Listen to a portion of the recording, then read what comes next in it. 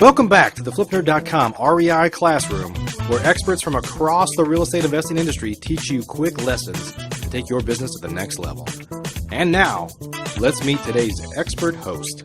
Hi, I'm attorney Bill Bronchick, and I'm host of the REI Classroom.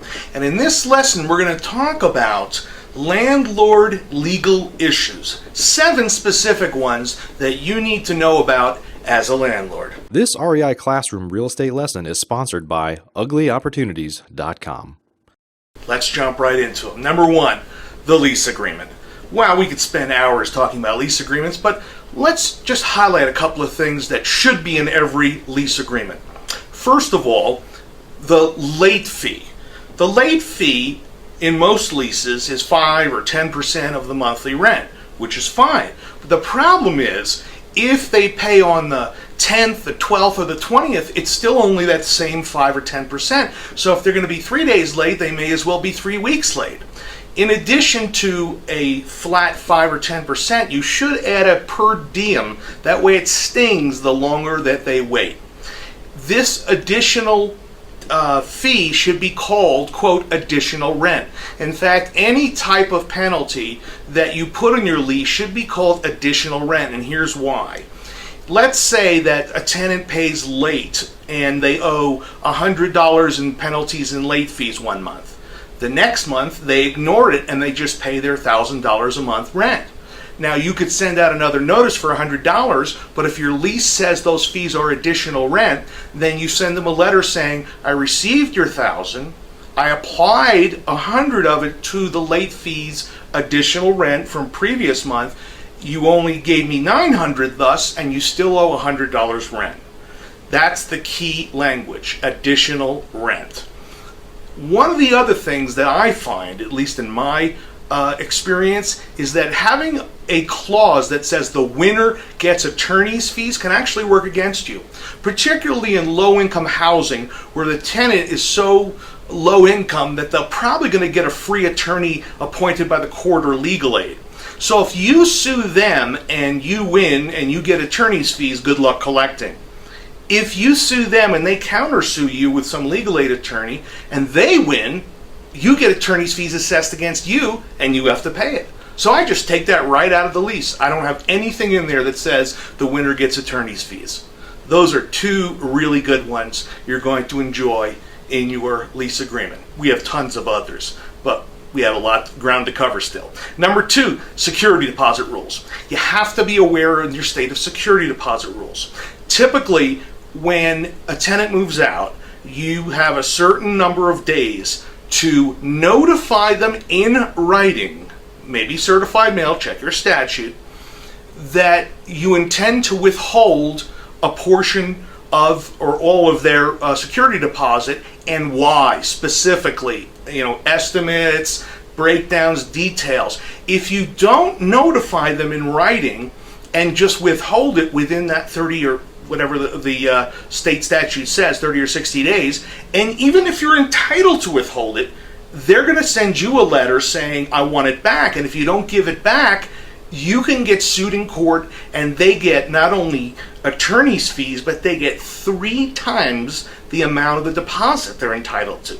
3 times, treble damages. Now, you could still sue them separately in a separate action for damages or back rent, but you're going to get nailed if you don't detail it in writing.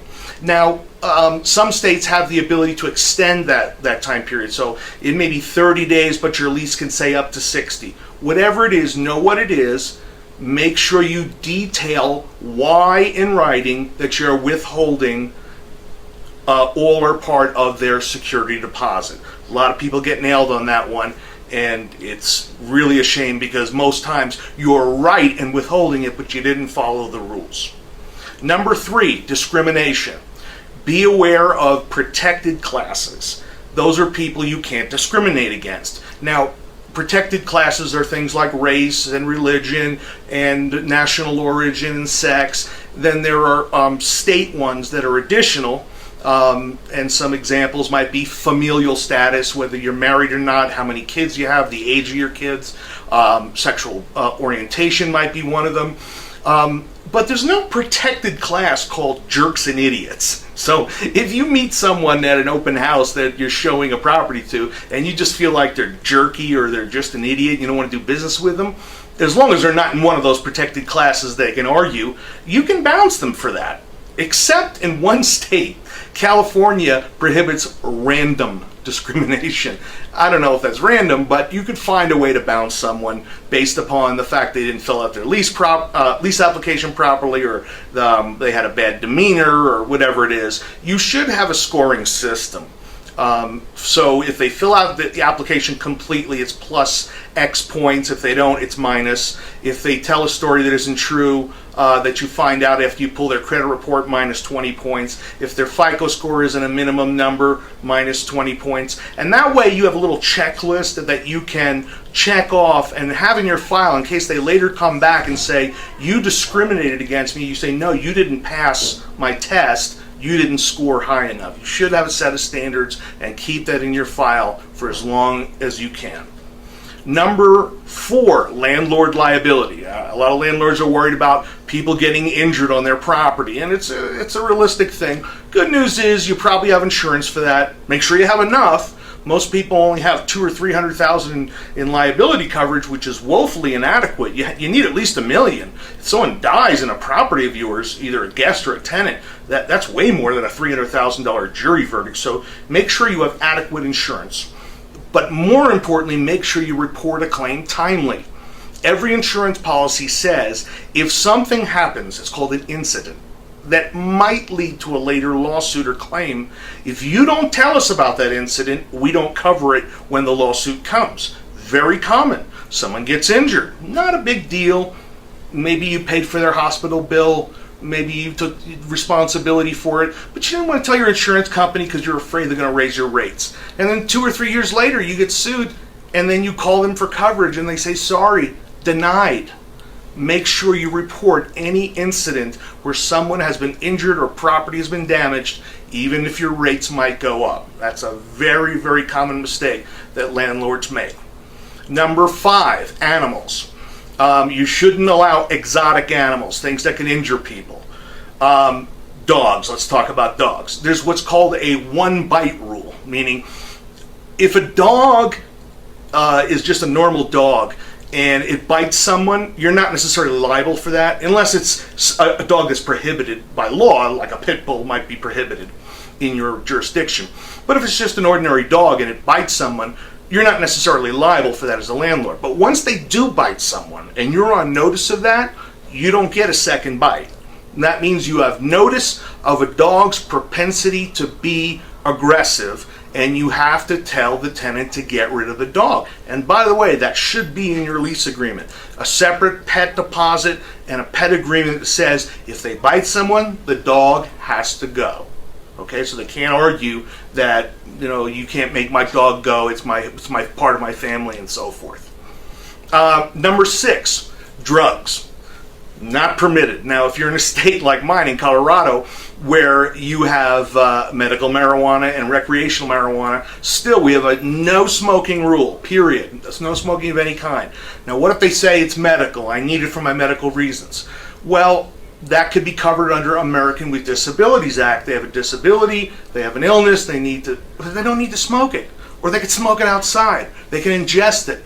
It's an unreasonable accommodation to request that a landlord have smoke along their house, or people growing plants all over the place that causes moisture and gets in the walls and smells and ruins things, okay? So you can ban growing, you can ban drug use, you can ban smoking or any kind of drug activity, selling, buying, storing, anything. Okay? Because remember, it still is illegal under federal law. And lastly, number 7, a notice to terminate. A lot of people think that if you have a year lease, that you have to give the tenant a notice that you're going to terminate the lease at the end of the 12 months. You don't. If it expires in 12 months, no notice is required. Now, if it's month to month, either from the beginning or after it expired, you collected rent and it became a month to month, then you have to give 30 days notice prior to the period. So for example, If it's mid-April and you want them out by the end of April, you can't do that. You would have had to have given them notice before April 1st. So you give them notice by the end of April to be out at the end of May. Okay, so it has to be 30 days before the pay period. Make sure you give the notice in writing. It's clear that you serve it to them in writing, post it on their door, or both. I hope you've enjoyed these 7 tips, and we'll see you soon. Homevestors, the We Buy Ugly Houses folks, is a franchise system of hundreds of real estate investors that have purchased over 65,000 houses. If you'd like to learn more about the most powerful real estate investing system in existence, whether you're a pro looking to take your business to the next level, or whether you have no experience at all but a burning passion to be successful in real estate investing, please visit flipnerd.com/ugly to learn more. Please note, the views and opinions expressed by the individuals in this program do not necessarily reflect those of flipnerd.com or any of its partners, advertisers, or affiliates. Please consult professionals before making any investment or tax decisions, as real estate investing. Are you a member yet of flipnerd.com, the hottest real estate investing social community online? If not, you can join for free in less than 30 seconds and get access to hundreds of off-market deals, vendors in your market to help you in your business. And you can start networking with thousands of other investors just like you. Get your free account now at flipnerd.com. Please check out the Flipnerd family of real estate investing shows, where you can access hundreds of expert interviews, quick tips, and lessons from leaders across the real estate investing industry. They're available at flipnerd.com/shows, or simply search for Flipnerd in the iTunes Store.